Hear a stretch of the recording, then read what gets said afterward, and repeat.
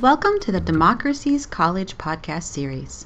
This podcast focuses on educational equity, justice, and excellence for all students in P20 educational pathways. This podcast is a product of the Office of Community College Research and Leadership, or OCCRL, at the University of Illinois at Urbana-Champaign. Learn more about OCCRL at occrl.illinois.edu. In this episode, HyeJin Yeo from OCCRL talks with José Ángel N, the author of Illegal Reflections of an Undocumented Immigrant, about the experiences of undocumented immigrants who navigate into and through higher education. Thank you so much for taking the time to share your thoughts and story. I'd like to start the interview with a question about your book. Can you give us a brief summary of your book and what do you hope people gain from the book? My book is the story of a Mexican man who comes to the U.S. as a young adult, trying to find riches, trying to get ahead in society, and who's actually disappointed by what he finds in the States, disappointed and grateful at the same time, because he did not find what he was looking for, or rather he found something else, which is access to higher education, which is something he wouldn't have had in his home country. And also he found a family. He was able to marry and have a daughter. So it is a bittersweet story. Can you describe undocumented immigrants a little bit? Because there are some misconceptions or stereotypes about undocumented immigrants. So based on your journey, talk about how you are defining them. Right. Well, I will not dare to define people. Every single person who are undocumented, they find themselves in very particular situations. So I will not dare to try and define them. Our circumstances come as a result of American economy that demands, a certain labor force, that's, cheap labor to do the work, the other people won't do. So that's how I came. I came here because there were places in Chicago where I could go and earn $5.75 an hour washing dishes, which is something I couldn't think of, being Mexican and being poor and working class. But being undocumented simply means not having proper documentation to be in the U.S. Some people have come with a tourist visa and they have overstayed their visa. So, they are about half of the undocumented immigrants today. And other, 5 million people, they have crossed the border, just like I did, with no proper documentation. But regardless of whichever way you came, that the main point is that you don't have proper documentation to be here, which does not mean that you don't work or you don't pay taxes, because we all do and we all pay taxes. So that is one of the biggest misconceptions to answer the other part of your question, that undocumented immigrants don't pay taxes, and that's a notion that we need to challenge, because actually we pay more taxes than the regular American taxpayer, because we don't take out. So basically no benefits. No, well, of course not. You have no benefits. We're placed at the very bottom of the labor force in this country. There are many different race, ethnicity, and nationality. People are in the group of undocumented immigrants, right? Yeah, only about half, about 5 million people, are of Mexican descent who are undocumented. There's people from all over. It affects people across ethnicities and backgrounds. What advice would you give administrators and staff working with undocumented immigrants? I entered college, as you might have heard in my lecture, by mere accident. It was not something I was planning on doing. It's something that occurred to me. Okay, maybe I can do this. Maybe I can go to college, and I did.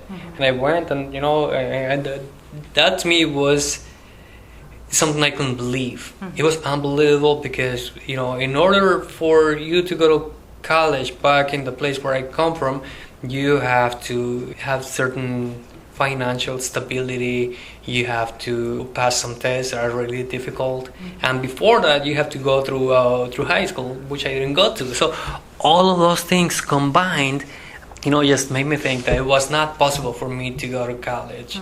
So this is not, going to college is not something that I planned for, and also, so when I did go to college, when I entered the community college scene, I did not know what I was doing at all. And that was a blessing in disguise for me, because there was no expectation. I don't even think that my family back in Mexico knew that I was starting college. Because this is not, the education wasn't important for us. We just didn't have the means to do something as important as going to higher education, because we had other needs to cover. So I had no pressure when going to college. I didn't have parents telling me you have to study medicine or law or engineering. That was not my case. And I was so free to make my own decisions that it was the very first class that I had in philosophy that got me hooked on that subject. Because I thought it was weird for people to make a living talking about ideas. Like it can't be real, Remember that at this specific moment, I was a dishwasher. I was washing dishes for a living, and it was really hard work. It was really, really tough to go from a place where physical activity was so draining on a daily basis, and to do this activity at night and in the morning, to go sit in a place where intellectual things were happening, and it was so different from my daily life. It was something kind of surreal for me. It was something surreal, like, it doesn't make any sense. Why am I paying for these classes?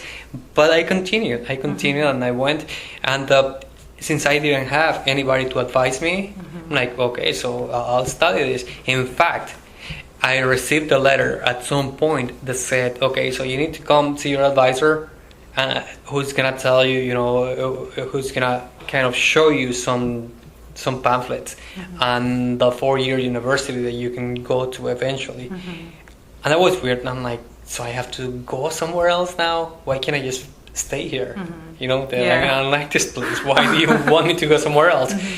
It just tells you the amount of ignorance. I didn't know what a community college was, and I didn't know they didn't have 4-year careers. I didn't know that I was going to be for 4 years in college. I just knew that I was in college, and that was already an achievement for me. Just being able to enter. But so that's why the lack of guidance for me was a blessing, because it gave me this freedom to choose the subject that I wanted. I think that something that's important is that counselors and educators try to identify the strengths and weaknesses of the students that they're serving, right?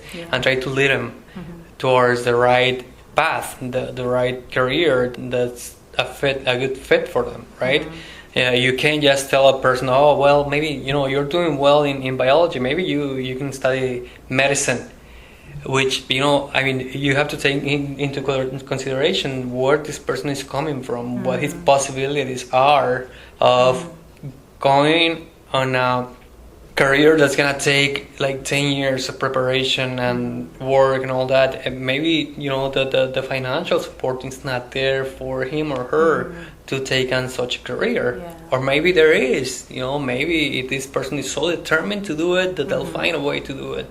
I know that's been sort of my story.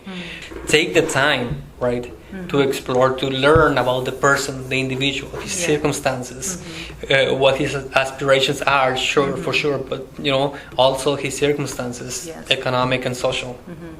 A great educator, Horace Mann, said, education is supposed to be a great equalizer of the conditions of man. How does this relate to your own experience as an undocumented immigrant going through the education system?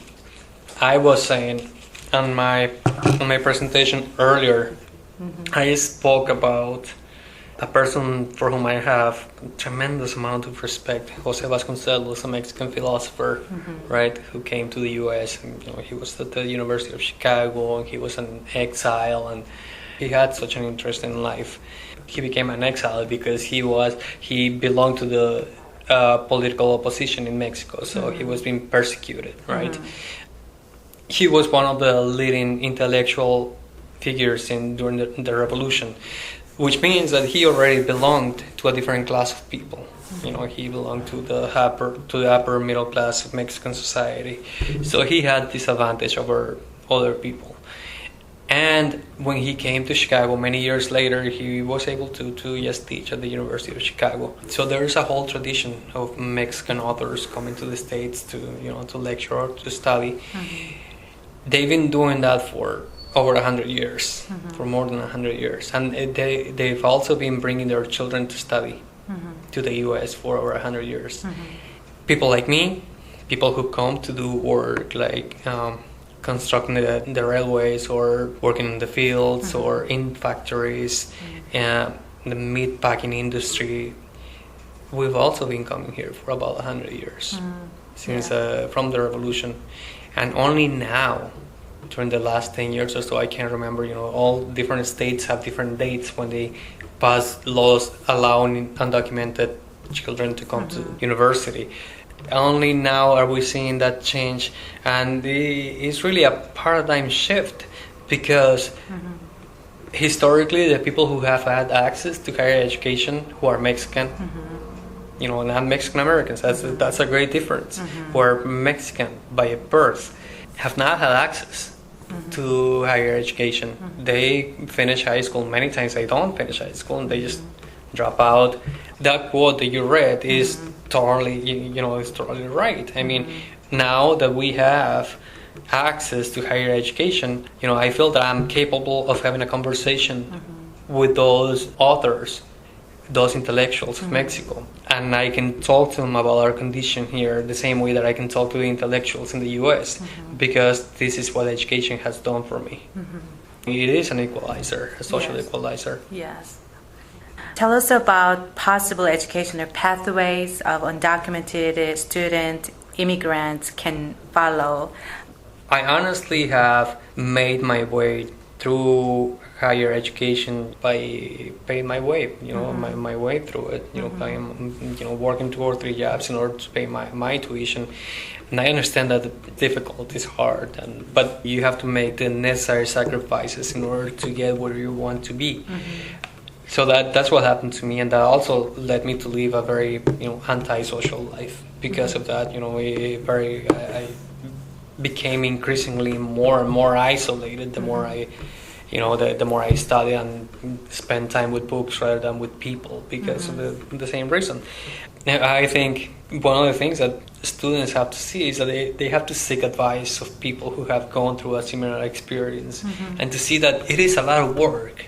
It is a lot of work, and they have to be willing to put in all the work and time, and life changes once you go to college. It does. You are completely transformed, and it may create divisions within your own family because you learn to see the world through different eyes. Your values become different. You're not. The traditional values that you hold dear may change.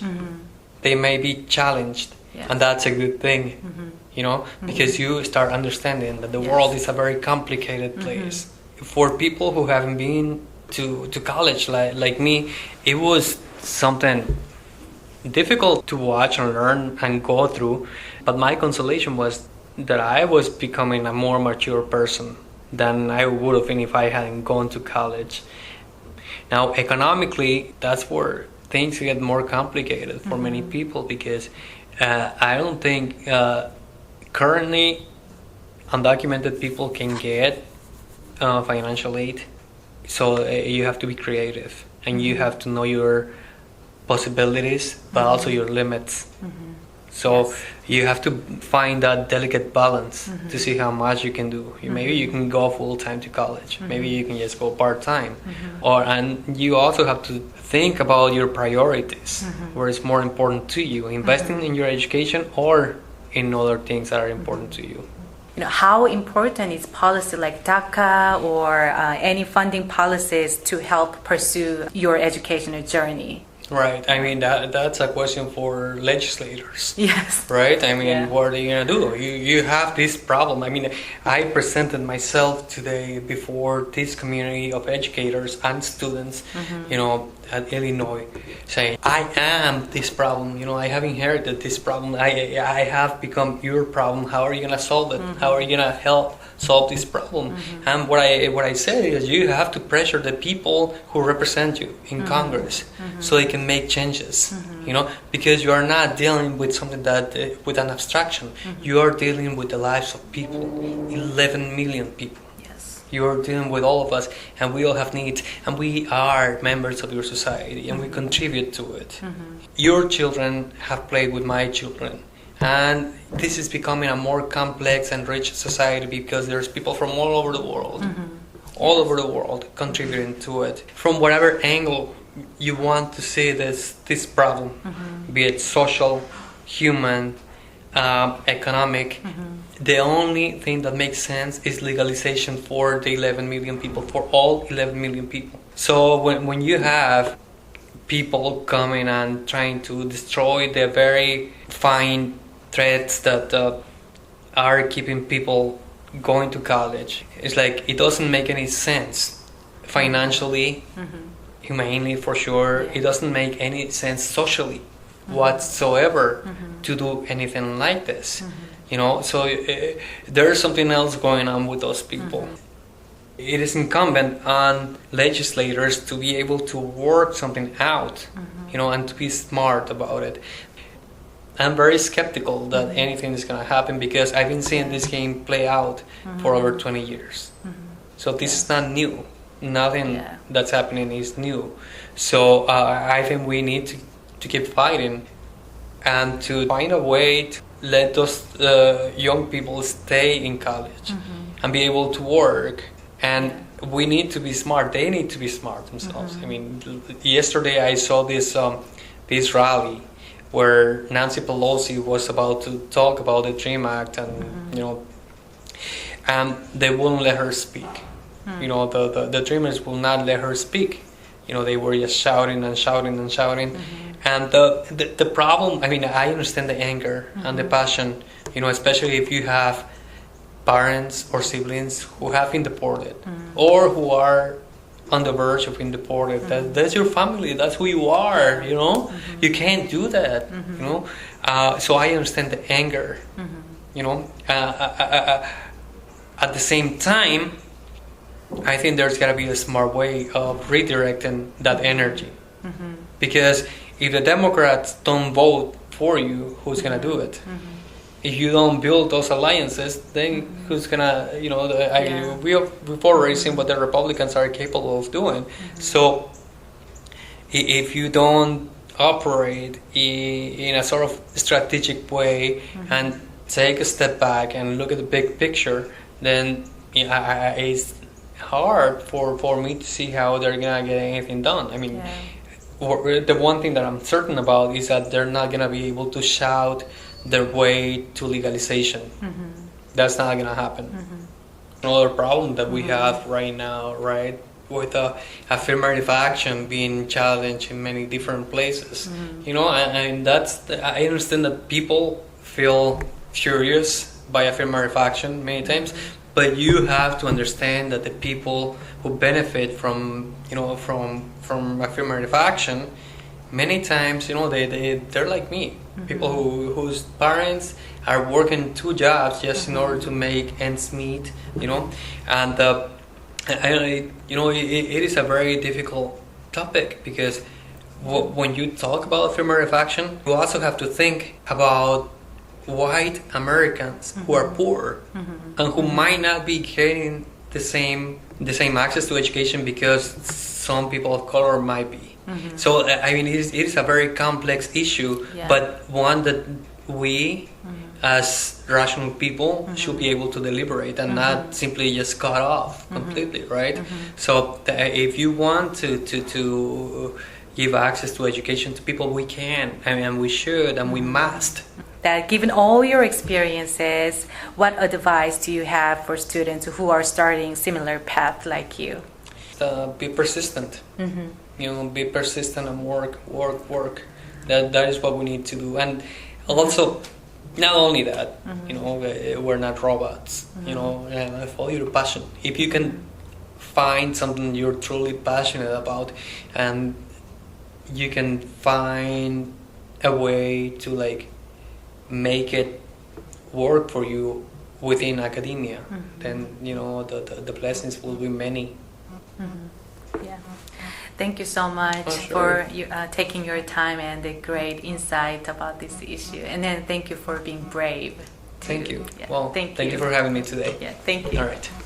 For more information about the experiences of undocumented students navigating higher education, we recommend you visit José Ángel N's website.